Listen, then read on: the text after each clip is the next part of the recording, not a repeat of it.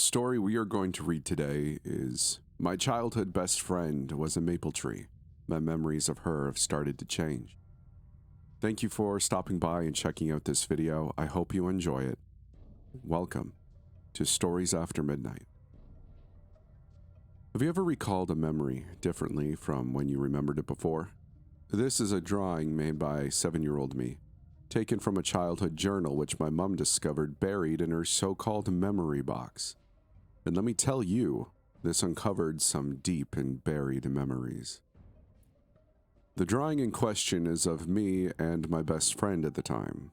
Yeah, I know, being friends with a tree is questionable and most would chalk it up to an imaginary friend. But reading the journal opened the floodgate to those locked away memories. I remember that tree the same way as I always did, but recently the memories of what we did together have started to change somehow.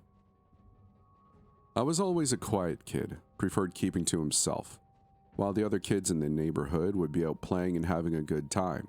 It never really bothered me though. My toys and crayons were all I needed. I was bullied a little in school, but I never understood why I was bullied for the things I got bullied for. My fiery ginger hair, freckles. I just didn't really get why the other kids saw those features in the way that I did. While I had a few friends who I seldom met up with, my best friend by far was the maple tree in my backyard. We would chat, sometimes for hours, while I admired her vibrant red and orange, 5-pronged leaves.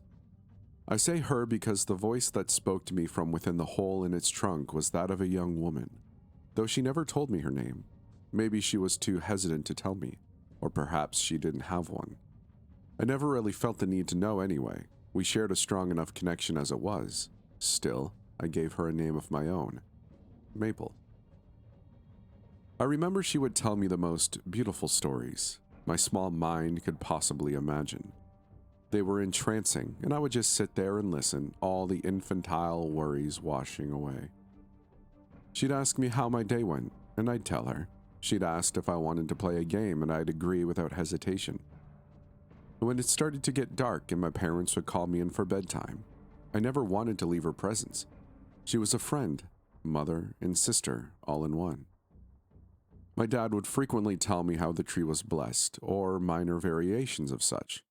He told me that she was a sugar maple, not a red maple as he and my mother had thought when they first viewed the house.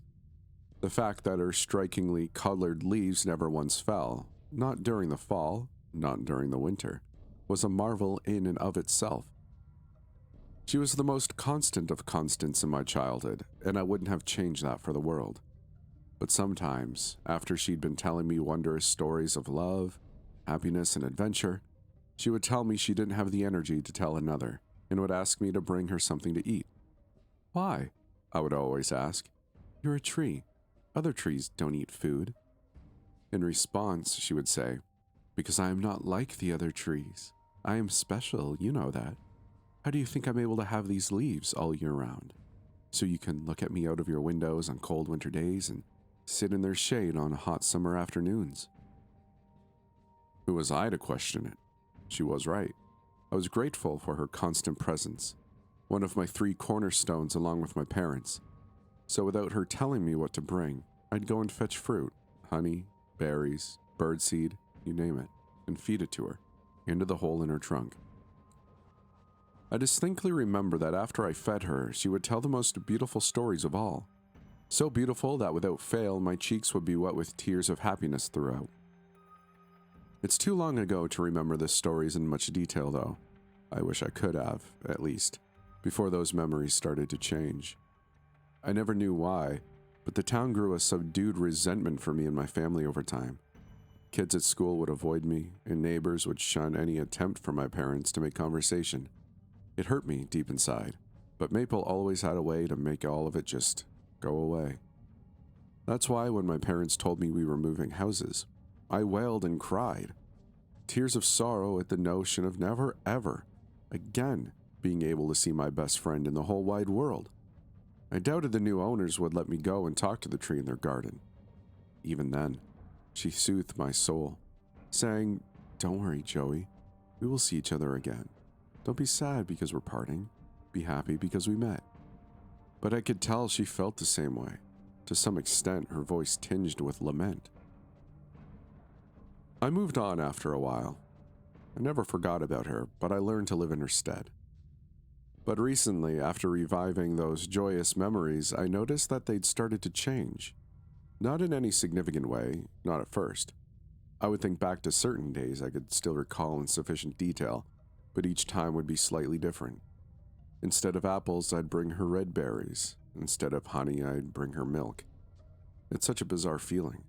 Recalling a memory that you know is different the last time you thought about it, over and over. After some months, the changes had become much more significant. Sometimes I'd remember having a friend over who'd sit with me while we listened to her tales. And other times I recall her talking to forest critters who climbed on her elegant branches and circled around her trunk in excitement. The differences made me start to question my own mind, if I could even trust my memories at all, if the voice in the tree had even existed in the first place. This feeling never really left me, and it reached a point where it interfered with my daily life, phasing out in the middle of conversations, forgetting grocery items and things I needed to do during the day. So I decided I would drive back to my childhood home in hopes to reconcile my memories, using the 3-day holiday I had reserved from work. My beat-up Chevy was as reliable as always during the 8-hour drive to reunite with my long-lost friend, or to instead learn that it was indeed my imagination. My hopes were dampened when I finally passed the town's welcome sign, age made apparent by the partial covering of green stains and cracked paint. The place wasn't abandoned, but it may as well have been. Many houses I passed appeared to be derelict, unused for years, birthing a somber dread in my gut. Thank the stars for sat-nav. I honestly don't think I would have been able to find my old house with how unrecognizable the town had become. But I made it without a wrong turn and immediately recognized my street halfway through turning onto it. The sight of my abandoned childhood home stirred an emotion in me I didn't know existed. Rotten woodwork framed its features, and its dirtied window panes gave me the impression of a dead body, eyes glazed over. No longer could I see into the heart of what I once knew, standing in front of this overgrown grave of memories past.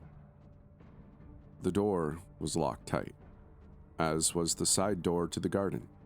This dilemma was easily solved by a bit of strained climbing, though. I walked down the house side alley with morbid anticipation of what I would see when I emerged into the yard. Already I could see the terrible state of it.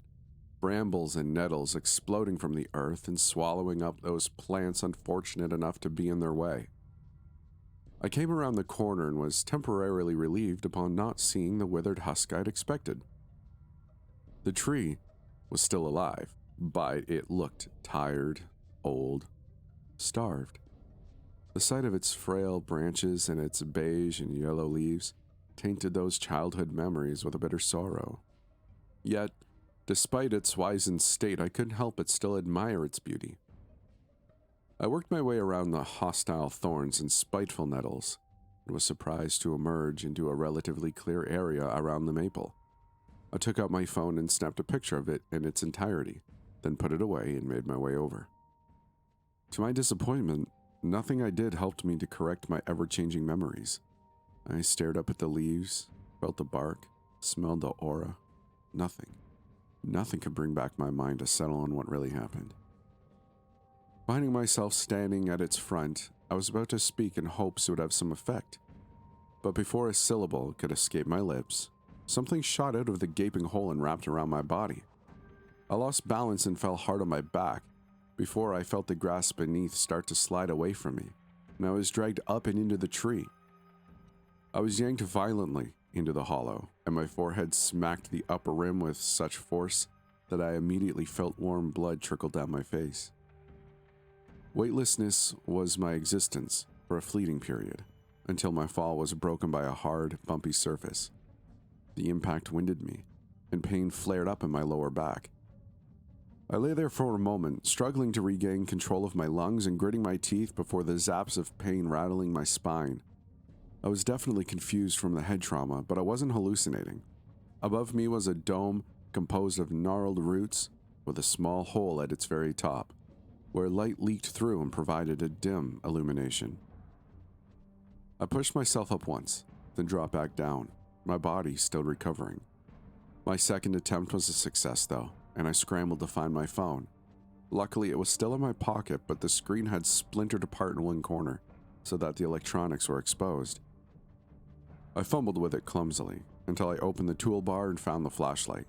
I switched it on, and looked up at my surroundings. I almost dropped the phone, and cracked it even further, when a dry skull stared back at me, nestled on top of a heap of bones. I stumbled backward, only to land ass first in yet another totem of remains. I couldn't move, utterly paralyzed in the most mind-numbing fear I had ever experienced. The skull that gazed vacantly down at me was a human skull, a small, mottled human skull. It goes without saying I purged my stomach after absorbing the situation. I looked around frantically for something that could help me get out of this hellhole, but all I saw were twisted roots, coiling and intertwining up the dome-shaped chamber. I'd say it was about 30 feet at least, and considering how the walls arched inward, there was no way I could climb up and into the opening at the top, especially in my current state. The sound of something sliding jolted me out of my investigation, and I froze up. It took some time to determine which direction the noise came from, but it was quick to once again make its presence known. I turned around to find myself staring into one of a few dark tunnels, which grew away from the base of the chamber, like great hollow roots. I heard it again, closer, followed by a soft thump, like something had come to rest. Joey? My eyes widened in terrified recognition. Unmistakable. It was her. My childhood friend, my muse, my cross-species sister. She was real, but she sounded weak, frail, like the shaky voice of an elderly woman, yet still sounding young at the same time. And she spoke again. I'm sorry. I thought you were someone here to hurt me. I never thought you'd come back. Her voice broke with those last words, a sadness that begot joy. Still, I remained silent, completely overwhelmed with emotions.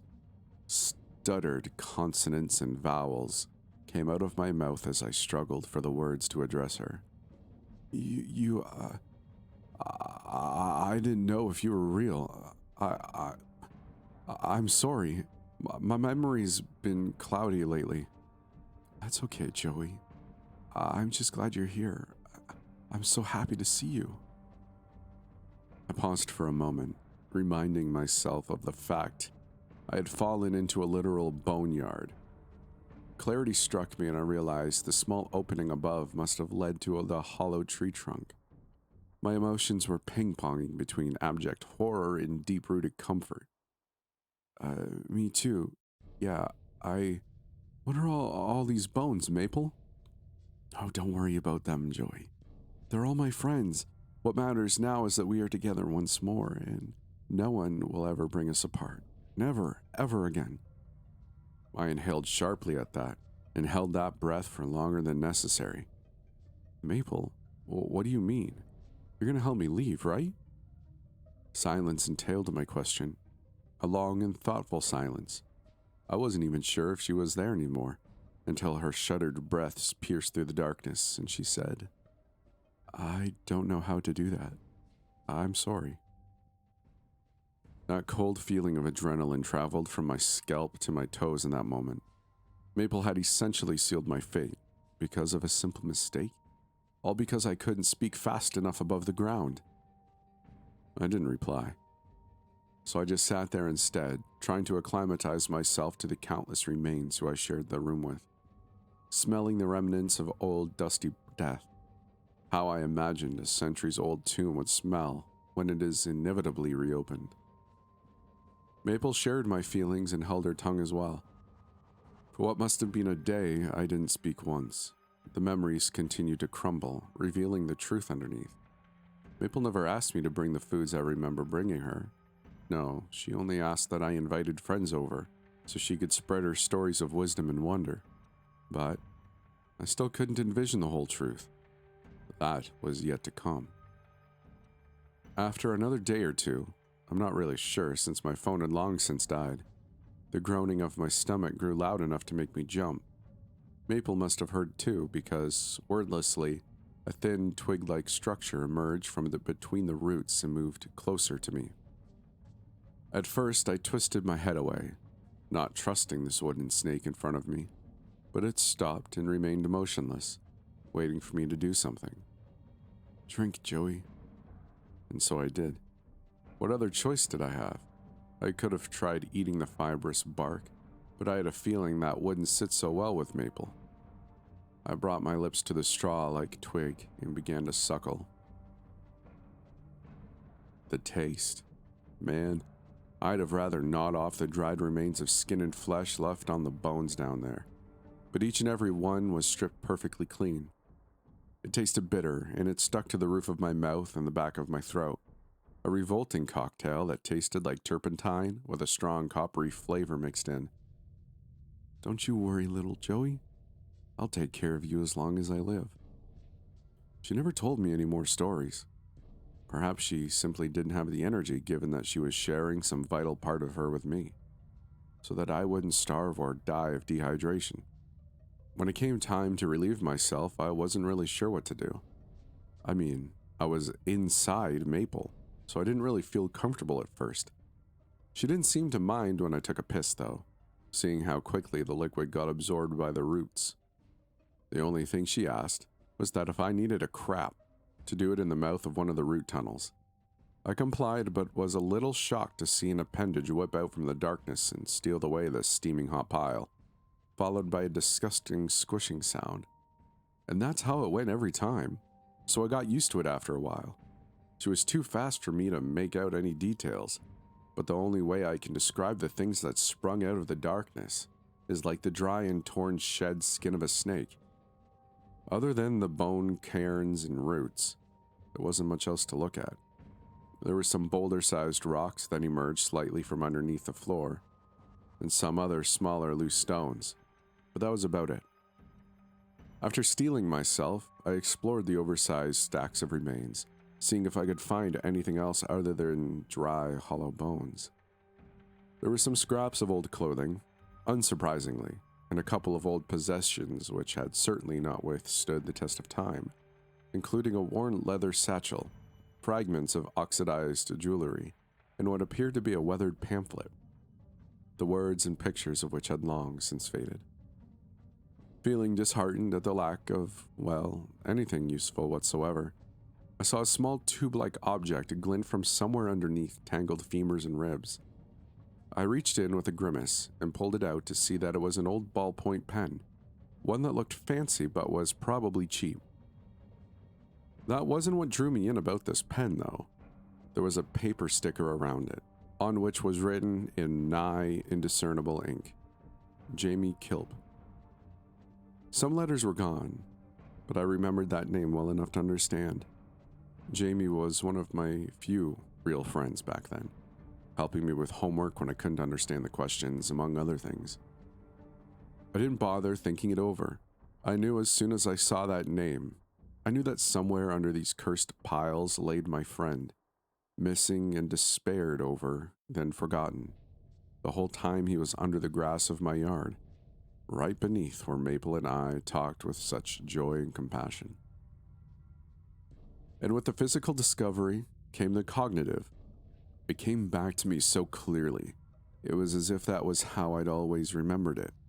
Visions of Jamie's little body hoisted up into the air, bones being stripped of flesh and blood by countless branch-like appendages. Marrow scraped out from the insides of his bones, all while he was alive. Not even a droplet remained when Maple was finished. Every last one sucked up into those little straws. Fear evolved into horrified anger, and I shouted, "What the heck, Maple? You're a monster! How could you do those things? What did you do to my memory?"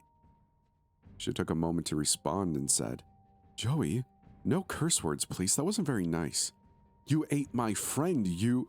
"Please listen. I must do these things so I can live. They become a part of me. In this way, they never truly die because I will always remember them and cherish what they gave to me. I only gave you those memories to protect you.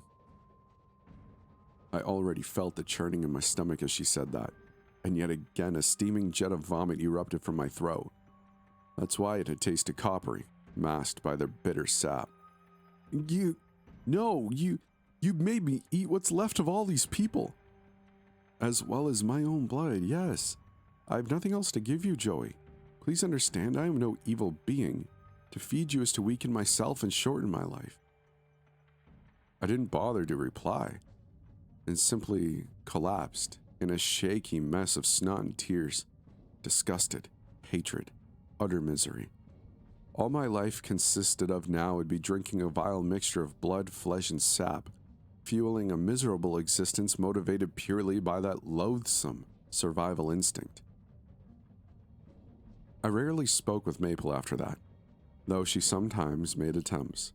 I couldn't bear to even think about her, without anything else to do. I took up doing the only thing I could to keep myself from going completely insane. Carving. I used a small rock to smash and splinter the old bones on top of a boulder in the floor, then scrape them against the stone to sand and sharpen them. I never really thought that I had the hand or eye for craftsmanship, but with nothing else to do, I compulsively carved, shaped, and built various different tools and objects. I used fibrous, strand-like roots to bind them together, or to wrap around handles for an easier grip. I also used the sap fluid as glue, siphoning into a broken cranium and allowing it to evaporate and become thicker and stickier. I turned a rib into a rudimentary knife, winding the fibers around its handle and sharpening it on the boulder.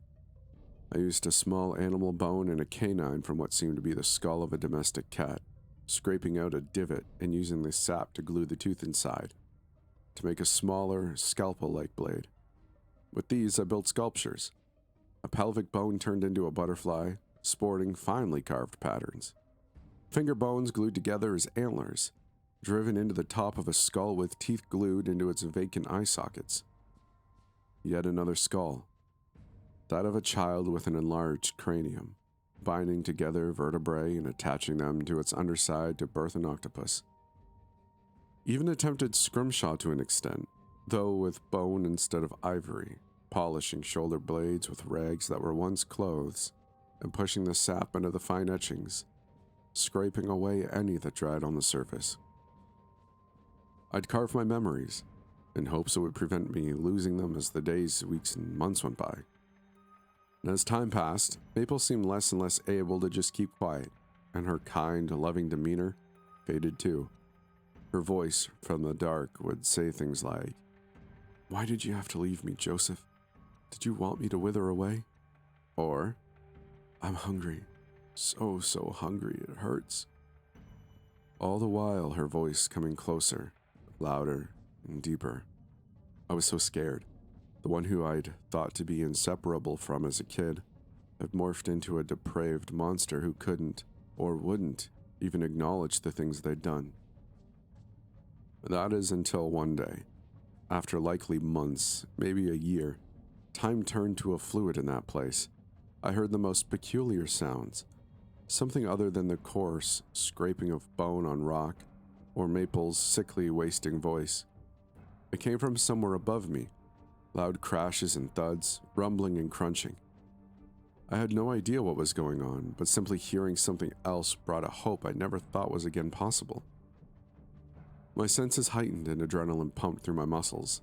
Maybe Maple could sense this. I don't know, but she started sobbing then, pained, subdued cries and hicks which occasionally gave way to less than human noises. "I love you, Joey. Please don't leave. Please, I don't want to die here all alone. Please, Joey." Still, I ignored her and set my ears to maximum awareness. There was definitely something going on above, but I couldn't make out anything distinct. And then I heard a whirring. A buzzing, much louder than the rest.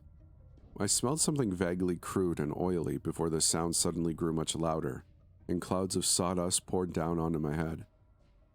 At the same time, I heard Maple. No, I wouldn't have referred to as that anymore, because the most unholy shriek echoed throughout the dark tunnels around me. screams of anguished pain and desperate pleas. Even in imitation, a human voice box couldn't produce those sounds. The voice made me realize what I had to do, and I shouted at the top of my lungs, "Help! Help me! I'm down here! Please, help me!" Light poured in from the top of the chamber as a loud splintering vibrated throughout the roots, followed by a booming thud above. The voice spat, screamed, and howled unrelentingly as I stared up through the hole. Sawdust coated my eyeballs, but I didn't care, because peering down at me from above were the helmeted heads of two men. "Holy... Don't worry, son. We're gonna get you out of there. Mac, go get a rope." "Yeah, a rope. Go." Mac was quick to return, and they dropped the length of the rope down into the chamber. No hesitation. I wrapped my fingers tightly around it, and they began to hoist me up. It was then that the voice, barely maintaining the last resemblance of Maple, cried its last words. You're leaving me again. Why? I thought you loved me. I thought you cared. No, please don't. Don't leave me all alone. Not again." Halfway up, a twisted root shot out from the wall nearest me and coiled tightly around my right leg. I pulled desperately, but it wouldn't budge. I kept yanking. It felt like my hip would dislocate, but I kept going. My movements revealed to me that something was moving around in my pocket. My hand shot in and pulled out my bone knife. Oh, my bone knife. With animalistic ferocity, I slashed and sawed away at my wooden constrictor. My muscles burned, but I didn't care. With a roar, I severed the root entirely, and it flopped back down into the pit below. I felt myself rising up and up, like I was finally going to heaven, and the blinding light that greeted me almost made me think as such. On my way out, I witnessed the chamber shrivel and rot away, dirt pouring in and filling the chamber like a tipped hourglass. The appendages of that awful thing finally started to reveal themselves, shedding the cloak of dark, but I didn't want to know. I never want to know. All I saw was shredded, translucent skin and organic, jutting spikes, leaking an orange fluid from where they sprung. My retinas burned, and it took a good minute or two for them to adjust and allow me to see anything other than dazzling whiteness. I made out vague silhouettes above, crowding around me, and the only other thing I can recall are the words, "Burn it, burn it, burn it," unaware they were my own. Then, as the adrenaline lost its course, I blacked out from near total exhaustion. After what I later came to learn was a full 24 hours, my crusty eyelids slowly parted, and the sleep fell away as dust. My mom was sitting in an armchair next to my hospital bed and exploded in tears of relief and happiness when she saw me awake. My dad was on a business trip, but I was told he had dropped everything to fly back and see me. Apparently, I'd been missing for 11 months, and since then I hadn't told anyone of my plans to revisit my childhood home. There wasn't much of anything for the police to go on. I had only been found because the neighborhood was commissioned to be torn down to make way for a new development, which the dying sugar maple would have obstructed. I was interviewed, and I told the truth for the most part, but I never told them about maple, or the true nature of that tree. I said they'd find the skeletal remains of dozens of people and animals buried under the garden, but they didn't end up finding anything at all. The only evidence would have been my bone knife, which I had dropped on my way out. Coming up empty-handed, they brushed off my insistence as psychosis or delirium as a result of being trapped down there, isolated for so long.